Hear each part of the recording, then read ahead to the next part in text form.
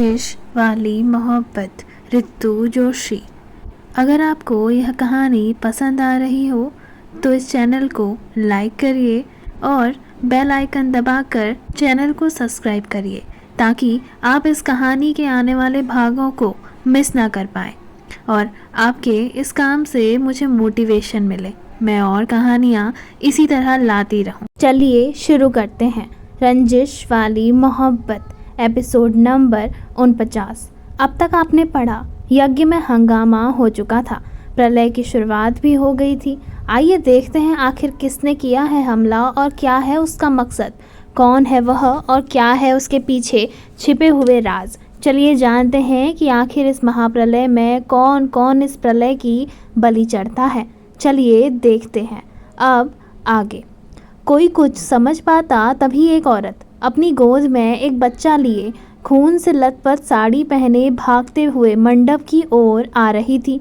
वहां पहुंचते ही उसने विश्वनाथ जी की ओर देखा और फिर उसके पैरों में गिरते हुए अपने बच्चे को विश्वनाथ जी को थमाते हुए बोली।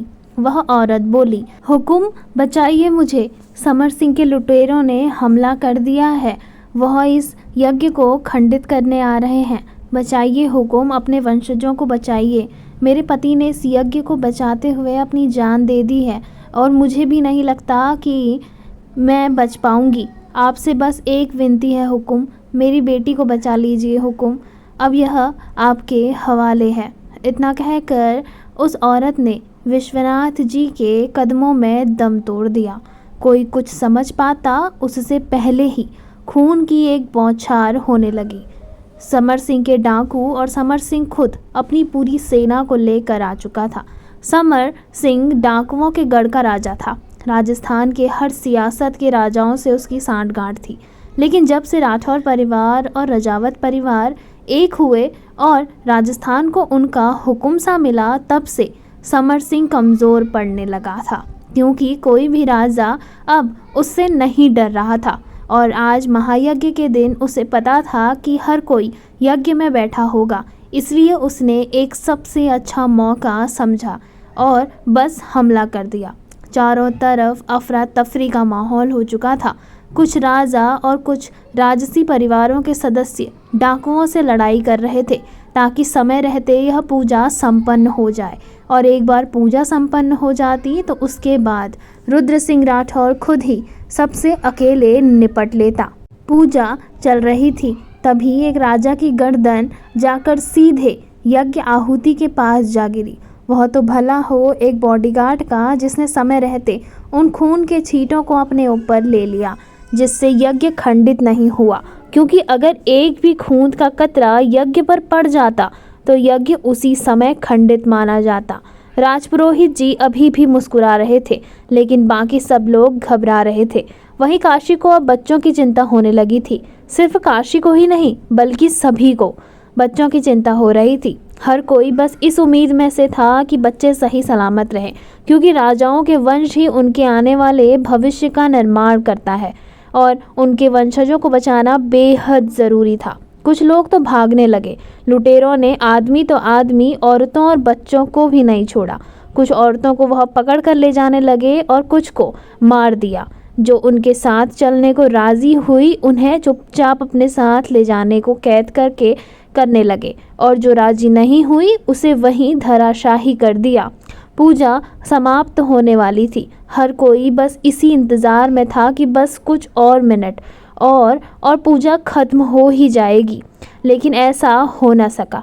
विश्वनाथ जी, आशीष जी, केशव जी, सभी लोग लुटेरों से लड़ाई कर रहे थे कि तभी केशव जी की गर्दन करते हुए छटाक कर उस यज्ञ में जा गिरी जहाँ रुद्र और काशी आहुति दे रहे थे। अचानक खून के छींटे काशी के मुंह पर पड़ते ही काशी जोर से चिल्लाई और यज्ञ खंडित हो गया। काशी बुद्ध बनकर खड़ी थी। उसके सामने उसके ससुर की लाश 2 टुकड़ों में बट चुकी थी। वहीं राधिका जी तो बेहोश हो चुकी थी। उन्हें अंदाज़ा भी नहीं था कि उनके सामने उनका सुहाग उजड़ गया। दीप्ति जी, वैदेही जी और राधिका जी को संभाल रही थी। उससे पहले ही एक तलवार उनके पेट के आर पार हो गई। वह भी एक लंबी सांस लेते हुए ज़मीन पर गिर पड़ी। पूजा खंडित हो चुकी थी। रुद्र और काशी दौड़ते हुए उस ओर आए जहां दीप्ति जी लोग थे कि तभी काशी पर किसी ने हमला करना चाहा, लेकिन रूहिका ने फुर्ती दिखाते हुए जमीन पर पड़ी तलवार से काशी पर आए हथियार का जवाब देते हुए पलटवार किया। रूहिका राजकुमारी थी और उसे बचपन से ही आत्मरक्षा के सभी गुण सिखाए गए थे। घुड़सवारी करना, तलवारबाजी, तीरंदाजी, हर चीज़ में रूहिका पारंगत थी। वहीं काशी इन सब से अनजान। लेकिन इन 2 सालों में रुद्र ने उसे काफ़ी कुछ सिखाया था, पर इस समय उसकी हालत कुछ भी करने वाली लग नहीं रही थी। रूहिका ने सभी का मुंह तोड़ पलटवार जवाब दिया। वहीं अंकुश और ऐश्वर्या भी हैरान थे कि यह तो उनका प्लान ही नहीं था, अचानक यह हमला कैसे हो गया। अंकुश ने ऐश्वर्या की ओर देखकर घबराते हुए कहा। अंकुश बोला, ऐश्वर्या, अद्विक कहाँ है? ऐश्वर्या ने इधर उधर देखा तो उसे रम्या जी की गोद में अद्विक नहीं दिखाई दिया। यह देखकर ऐश्वर्या बोली, माँ की गोद में ही तो था। अंकुश बोला, ढूंढो ऐश्वर्या अद्विक को, हमारे पास हमारे वंश को बढ़ाने के लिए और बचाने के लिए अद्विक ही है, बचाओ उसे, जाओ यहाँ से, मैं यहाँ सब संभाल लूँगा। इतना कहकर अद्विक ने ऐश्वर्या को वहाँ से भागने के लिए कहा, लेकिन ऐश्वर्या जाने को तैयार नहीं थी। अंकुश ने ऐश्वर्या को धक्का देते हुए वहाँ से जाने को कहा तो ऐश्वर्या रोते हुए वहाँ से दूसरी ओर भाग खड़ी हुई कि तभी एक बंदूक की गोली उसके बाजू को क्रॉस करते हुए लग गई। अचानक बंदूक की गोली से ऐश्वर्या जमीन की ओर मुंह के बल गिरी पड़ी। गोली लगते ही ऐश्वर्या ने पीछे मुड़कर देखा तो एक औरत मुंह पर कपड़ा बांधे खड़ी थी। उसकी ओर बंदूक तान कर खड़ी ऐश्वर्या ने उसकी ओर देखा तो सामने खड़े इंसान को देखकर ऐश्वर्या हैरान थी। ऐश्वर्या बोली, तुम यहाँ? सामने खड़ी वह औरत हंसते हुए बोली, हाँ मैं। तुझे क्या लगा था मेरी ज़िंदगी तबाह करके और मुझे खिलौनों की तरह यूज़ करके तू और तेरा पति और तेरा बच्चा खुश रहेगा? नहीं, मैं वह नागिन हूँ जो मरते मरते भी डस जाए। तभी वह औरत ऐश्वर्या के करीब आई और उसने फिर बंदूक ऐश्वर्या के सीने की ओर ट्रिगर करते हुए बोली। वह औरत बोली, अब तुम मरेगी और उसके बाद मरेगा ये पूरा का पूरा कुनबा। इतना कहकर उस लड़की ने ट्रिगर दबाया ही था कि तभी ऐश्वर्या ने ज़मीन पर पड़ी मिट्टी से उस लड़की की आंखों में वार किया। अचानक आंखों पर मिट्टी पड़ने से उसका ध्यान हटा और बंदूक हाथ से छूट गई। ऐश्वर्या ने ज़मीन पर गिरी बंदूक को उठाया और फिर बड़ी ही ताकत से और दर्द में आकर उसने बंदूक चला दी। वह लड़की वहीं ज़मीन पर धराशायी हो गई। ऐश्वर्या ने बंदूक ली और फिर बड़ी मुश्किल से खुद को उठाते हुए वहां से भागने की कोशिश करने लगी। उसने देखा कि गाड़ियां पीछे की तरफ खड़ी हुई हैं। ऐश्वर्या जैसे तैसे करके गाड़ी के पास पहुंची और फिर वहां से गाड़ी चलाकर सीधे घर की ओर गई। उसे बॉडीगार्ड ने बता दिया था कि अद्विक घर पहुंच चुका है। वहीं रुद्र ने भी अपने हाथों में तलवार ले ली थी। इस समय उसका रौद्र रूप देखने लायक था। वहां आए सभी दुश्मनों के साथ रुद्र मार काट में लगा हुआ था। तभी समर सिंह को देखकर रुद्र गुस्से से चीखते हुए बोला। रुद्र बोला, समर सिंह, तुझे तो मैं छोड़ूंगा नहीं। तभी समर सिंह रुद्र के ससुर की तरफ लड़ते हुए रुद्र के ससुर पर वार करते हुए बोले। समर सिंह बोले, मुझसे पहले अपने पिता को तो बचा ले। इतना कहकर समर सिंह ने अपनी जेब से खंजर निकाला और उसे रुद्र के ससुर के सीने की तरफ वार कर दिया। अचानक वार से आशीष जी वहीं जमीन पर धराशायी हो गए। अपने ससुर को यूं जमीन पर गिरा देख रुद्र की आंखों में खून उतर आया। उसने समर सिंह की ओर देखा और अपने दोनों हाथों की तलवारों से उसे चोट पहुंचाने लगा। समर सिंह भले ही डाकू हो लेकिन रुद्र के आगे नहीं टिक पाया और कुछ ही समय में रुद्र ने उसे मौत के घाट उतार दिया। समर सिंह के मरते ही बाकी सभी डाकुओं में अफरा तफरी मचने लगी। कुछ डाकू भाग गए और कुछ बाकी राजाओं के हत्थे चढ़कर मारे गए। कुछ राजा मारे गए तो कुछ राजा घायल थे, कुछ अंतिम सांस ले रहे थे। वहीं विश्वनाथ जी घायल अवस्था में अपनी अंतिम सांसें लिए एक कोने में पड़े थे। उनके बगल में उनकी पत्नी दीप्ति जी पड़ी हुई थी। दोनों के पास अब ज़्यादा समय नहीं बचा हुआ था। राधिका जी बेहोश हो चुकी थी। केशव जी भी मर चुके थे। आशीष जी बुरी तरीके से घायल थे, जिसका सदमा वैदेही जी बर्दाश्त न कर सकी और बेहोश हो गई। सबको यही लगा कि वैदेही जी भी नहीं रही। वहीं काशी अपनी माँ की हालत देखकर सदमे से एक ज़मीन पर बैठ गई। रविका भी जख्मी हो रखी थी। शिवांग के पेट को छूकर गोली निकल गई थी। शिवांग को समझ नहीं आ रहा था कि डाकू लोग तो तलवार और कटार से वार कर रहे हैं, फिर यह गोलियों से वार कौन कर रहा है? उसने आसपास देखा तो सामने नताशा जमीन पर पड़ी दिखाई दी।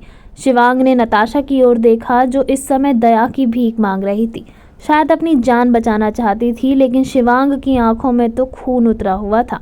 उसने नताशा की ओर देखा और बंदूक की गोलियां नताशा के सीने में दाग दी। नताशा, जो कि अपने हाथों को ऊपर उठाते हुए बचाने की गुहार लगा रही थी, वह मर पड़ी।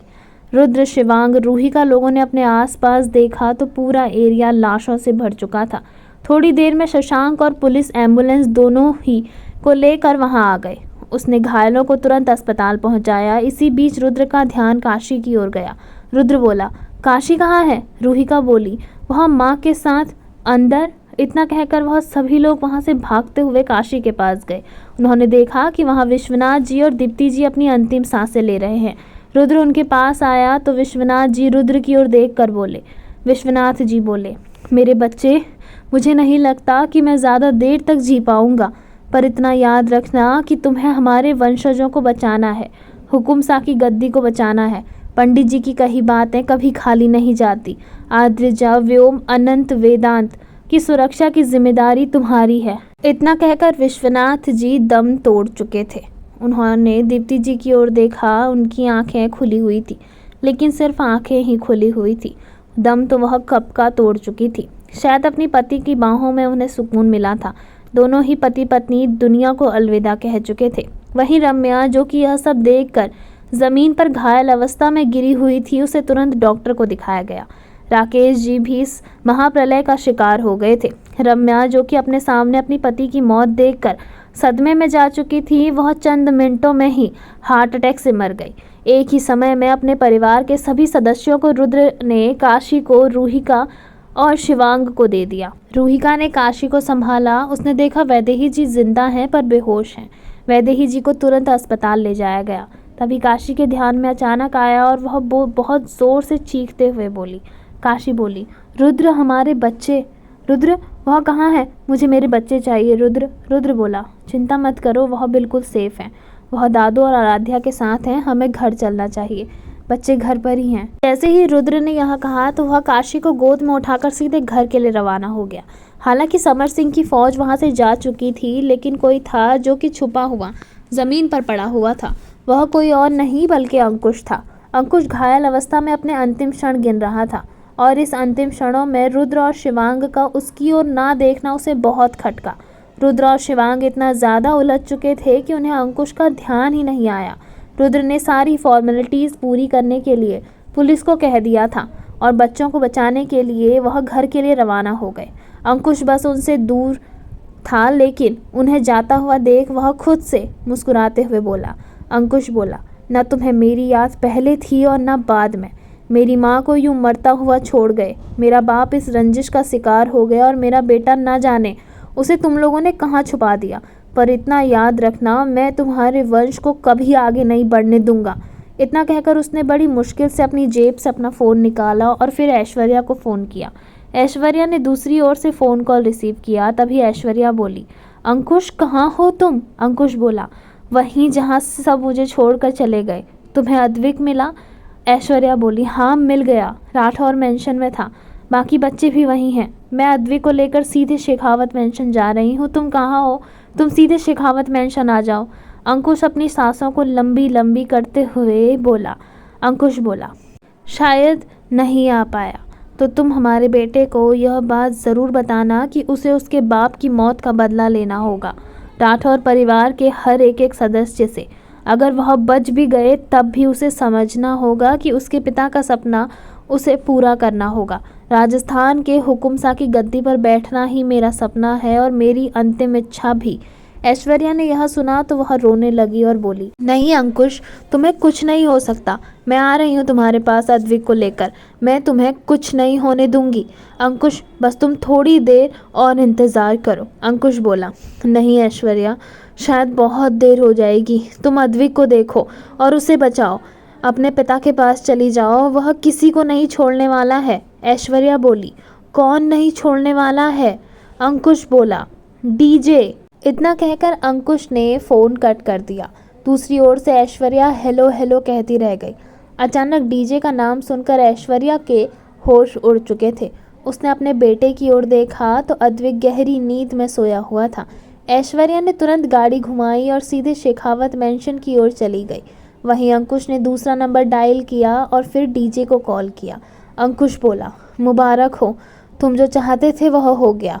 यज्ञ सफल नहीं हुआ, पर मेरे बेटे का ध्यान रखना, उसे खरोंच नहीं आनी चाहिए, नहीं तो तुम्हारे काले कारनामों की लिस्ट मेरे पास भी है और ऐसी जगह दफन है जो मेरे ना रहने के बाद भी खुल जाएगी। अगर मेरे परिवार को आंख उठाकर भी देखा ना तो याद रखना, मैं तेरे पूरे परिवार का सर्वनाश करवा दूंगा। दूसरी ओर से डीजे हंसते हुए बोला, तू क्या ही करवाएगा, तू खुद मरने की स्थिति में आ चुका है और सर्वनाश तो होगा। मैं बनूंगा राजस्थान का हुकुम सा। अब तक तो वह राठौर अपने परिवार के पास पहुंच चुका होगा।